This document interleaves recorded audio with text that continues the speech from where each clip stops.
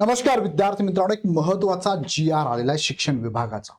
अर्थात शिक्षक भरती संदर्भातला एक महत्वाचा जी आर म्हणूया. शिक्षक भरती राबवण्यासंदर्भातला महत्वाचा जी आर आहे. सो हा जी आर काय सांगतो, नेमकं नवीन निर्णय काय झाला आहे आणि पुणे परिषदेकडे आता इथून पुढे जबाबदारी असणार आहे. नेमकं काय प्रकरण आहे, ही जबाबदारी म्हणजे नेमकं काय, इथून मागे काय होतं आणि इथून पुढे आता काय होणार आहे.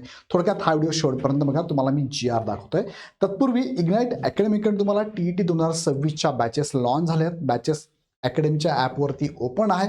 आपण ॲप डाउनलोड करून डायरेक्ट बॅचेस परचेस करू शकता. टीईटीच्या द्रोणा 8.0ची बॅच 22 डिसेंबरपासून लाईव्ह प्लस रेकॉर्ड स्वरूपात चालू आहे.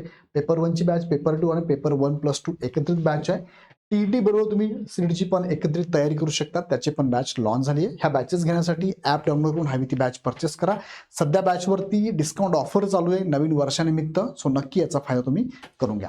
तर मुख्य मुद्द्याकडे तुम्हाला घेऊन जातो. बघा, हा एक शासन निर्णय झाला आहे 30 डिसेंबर 2025चा आहे.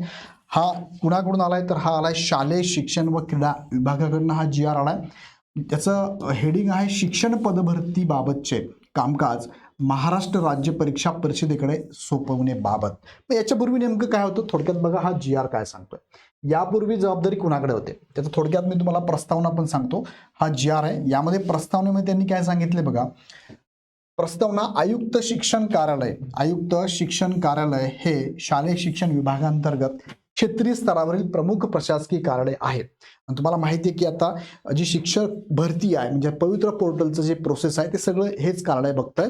कोणतं? आयुक्त कार्यालय शिक्षण विभाग बघतंय सध्या. शालेय शिक्षण विभागाने निश्चित केलेल्या सर्व धोरणांची व घेतलेल्या सर्व निर्णयांची प्रभावी अंमलबजावणी करण्यासाठी आवश्यक उपाययोजना, त्यानंतर देखरेख, नियंत्रण ही या कार्डची प्रमुख जबाबदारी आहे. जसं हे कार्ड खूप महत्वाचं आहे, शिक्षण विभागातलं महत्वाचं कार्ड आहे. तो शिक्षण विभागासंदर्भात वेगवेगळे निर्णय, त्यांची अंमलबजावणी करण्याचं काम, धोरणात्मक निर्णय, उपाययोजना करण्याचं काम हे डिपार्टमेंट करत असतं. 2017 पासून या कार्यालयाअंतर्गत पवित्र पोर्टल मार्फत शिक्षक भरतीची कार्यवाही करण्यात येत आहे. म्हणजे आता तुम्हाला लक्षात आलं असेल की पवित्र पोर्टलवरती रजिस्ट्रेशन करण्यापासून ते शिक्षक म्हणून नियुक्ती करण्यापर्यंतची सगळी प्रोसेस हे कार्यालय बघतंय. कधीपासून? 2017 पासून बघतंय.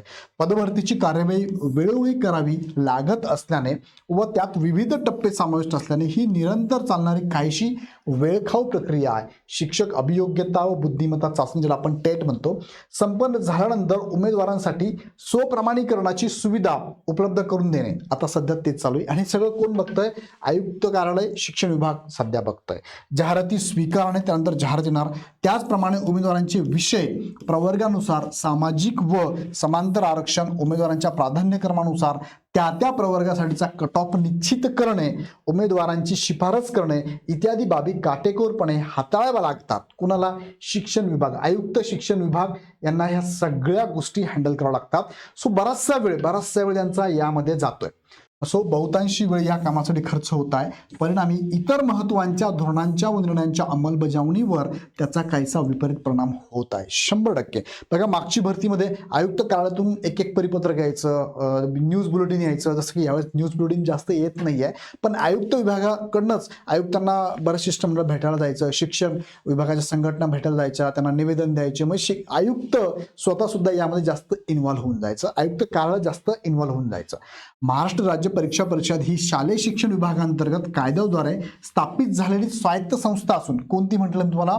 महाराष्ट्र राज्य परीक्षा परिषद. आता महाराष्ट्र राज्य परीक्षा परिषद वेगळी आणि आयुक्त शिक्षण विभाग संचालनालय वेगळं, हे दोघं वेगळे. आता मी तुम्हाला जे सांगितलं पवित्र पोर्टलचं इथून पुढचं काम, शिक्षक म्हणजे नियुक्ती देण्यापर्यंतचं काम हे आयुक्त कार्यालय शिक्षण विभाग बघत होतं. आता त्यानंतर ही दुसरी संस्था बघा, कोणती संस्था? महाराष्ट्र राज्य परीक्षा परिषद ही शालेय शिक्षण विभागांतर्गत कायद्याद्वारे स्थापित झालेली स्वायत्त संस्था असून या संस्थेमार्फत शिक्षक पात्रता परीक्षा बघा, टीईटी यांच्याकडनं घेतली जाते. त्यानंतर टेट सुद्धा एक्झाम यांच्याकडून घेतली जाते. बघा, कुणाकडनं? महाराष्ट्र राज्य परीक्षा परिषद पुणे म्हणतो आपण त्याला, परीक्षा परिषद पुणे म्हणतो आपण त्यांना. यांच्याकडे ह्या एक्झाम घेतल्या, टेट आणि टीईटी हे महाराष्ट्र राज्य परीक्षा परिषद घेते. जसं की तुम्हाला स्कॉलरशिप, NMMS यासारख्या ज्या एक्झाम आहेत ना, सीईटी सारख्या एक्झाम, हे सुद्धा हेच घेत आहे. आणि त्यांच्याकडनं टीईटी आणि सीईटी घेण्यात येते. यासारख्या परीक्षांचे आयोजन केले जाते. शिवाय शिक्षक पदभरतीशी संबंधित कामकाज या संस्थेने यापूर्वी हाताळले आहे. शिक्षक पदभरती भरतीशी संबंधित परीक्षेचे आयोजन व निवड प्रक्रिया एकाच संस्थेकडे असणे आवश्यक असून तशी व्यवस्था अंमलात आणण्याचा प्रस्ताव शासनाच्या विचाराधीन होता. म्हणजे बघा लक्षात घ्या, या संबंधित म्हणजे शिक्षक भरती पदभरती संदर्भात बघा, शिक्षक भरती पदभरती संदर्भातलं परीक्षेचे आयोजन करणं ही एक बाब होती आणि दुसरी बाब होती निवड प्रक्रिया राबवणे, ही दुसरी बाब होती.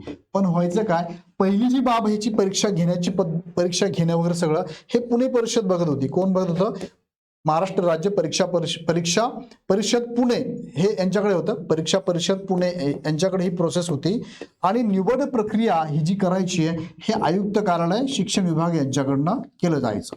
म्हणजे दोन वेगळ्या संस्था यामध्ये इन्व्हॉल्व्ह होत्या, दोन वेगळ्या गोष्टी यामध्ये इन्व्हॉल्व्ह होत्या. पण शासनाच्या विचाराधीन होतं की ह्या दोन्ही गोष्टी एकच संस्थेकडे द्यावा. मग दोघांपैकी कोणाकडे द्यायचं, तर आयुक्त कार्यालयाकडे इतर गोष्टी उपाययोजना करणं, निर्णय अंमलबजावणी करणं हे जास्त काम आहे, जास्त महत्त्वाचा रोल आहे. त्यांना यात इन्व्हॉल्व्ह करणं तितकंसं योग्य वाटत नाही शासनाला. सो शासन विचार करत आहे ही सगळी जबाबदारी आता महाराष्ट्र राज्य परीक्षा परिषद पुणे यांच्याकडे द्यायची. त्या संदर्भातला शासन निर्णय त्यांनी आता लागू केलाय. त्यात त्यांनी सांगितलंय बघा, पवित्र पोर्टल मार्फत राज्य स्तरावरील शिक्षक पदभरतीशी संबंधित महत्त्वाचे तसेच अन्य धोरणात्मक निर्णयाच्या अंमलबजावणीसाठी तसेच प्रसंगानुरूप या अनुषंगाने आवश्यक ते निर्णय घेण्याबाबत शासनास शिफारशी करण्यासाठी खालील सुकाणू समितीचे गठन करण्यात आले. बघा, एक समिती नेमलेली आहे. ती समितीमध्ये कोण कोण असणार आहे, तर त्या समितीमध्ये आयुक्त शिक्षण महाराष्ट्र राज्य पुणे ज्यांच्याकडे आतापर्यंत जबाबदारी होती, त्यानंतर दुसरं आहे अध्यक्ष महाराष्ट्र राज्य परीक्षा परिषद पुणे.